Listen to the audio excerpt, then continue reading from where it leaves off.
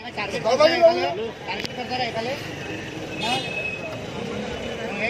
तास झाले माझ्या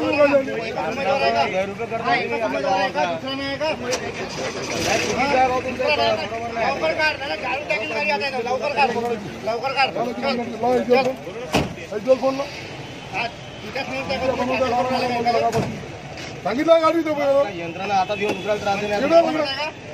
3 तास झाले गाडी उभी आहे. 3 तास झाले गाडी होतो. 10 दिवसापासून सकाळपासून गाडी लावली. काय करता तू? कोणाची आहे तुम्ही? पोलीस कोणासाठी आहे? पोलीस सामान्य माणसासाठी आहे का? किती तासापासून आहे? किती तासापासून गाडी उभी आहे? सांगा मला. किती तासापासून गाडी उभी आहे ना भाऊ? असं नाही केलं काय सर दाखव. इकडे खालचे खालचे इकडे इकडे होते उतर. केरायचा नंबर काय? इकडे नंबर दाखवते यांना. बाकी मुद्द्यावर काय लगाव ना गाडी लगा नाही तो शूटिंग करायची.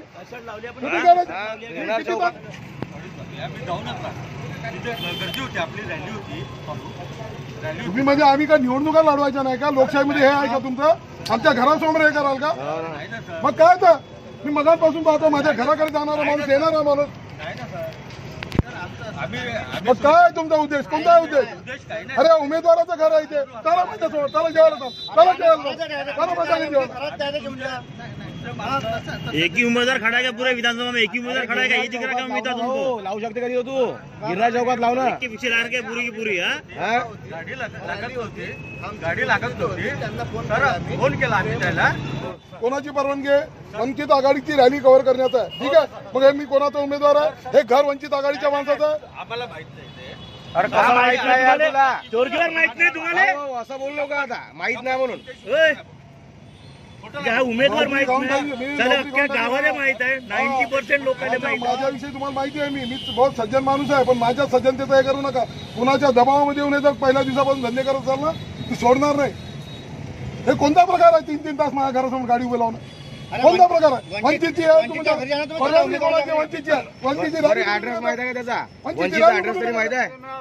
माहित आहे का? तर मग इथं का उभा आहे? घरांचा बॅच नंबर काय? चाल काय यांना दाखवतो.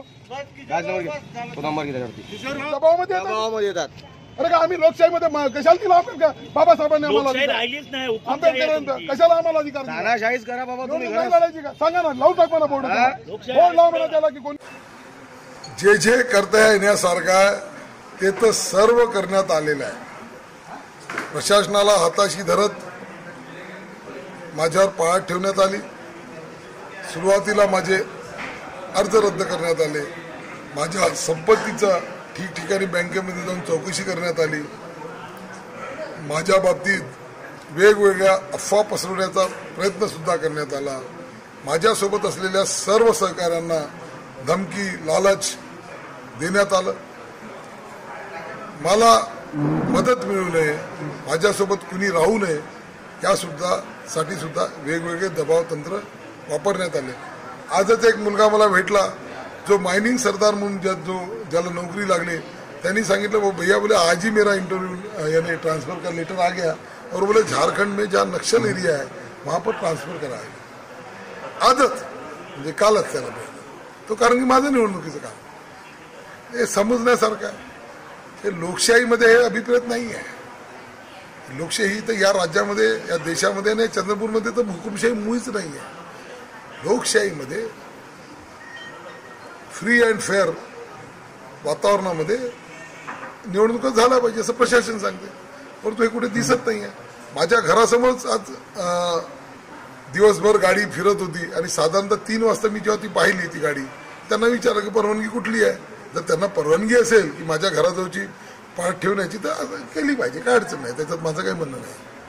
परंतु तुमच्या जो वंचित आघाडीच्या रॅलीची परवानगी आणि ती गाडी मात्र पूर्ण वेळ दिवसभर माझ्या घराच्या समोर माझ्याकडे येतो कोण जातो कोण त्याचं व्हिडिओ शूटिंग रेकॉर्डिंग होऊन हे काही योग्य नाही आहे, हे चांगलं नाही आहे. आणि आज त्यांनी हेही म्हटलंय का त्यांच्या सन्माननीय नेत्यांनी की टोपली विकणारा जो 15 कोटी कुठून 15 कोटी नाही माझ्याजवळ तर 30 कोटी रुपये होते आणि टोपल्या मी विकल्या. माझा तुमच्या माध्यमातून त्यांना प्रश्न आहे की त्यांनी कोणते व्यवसाय केले त्याचे पुरावे द्यावे.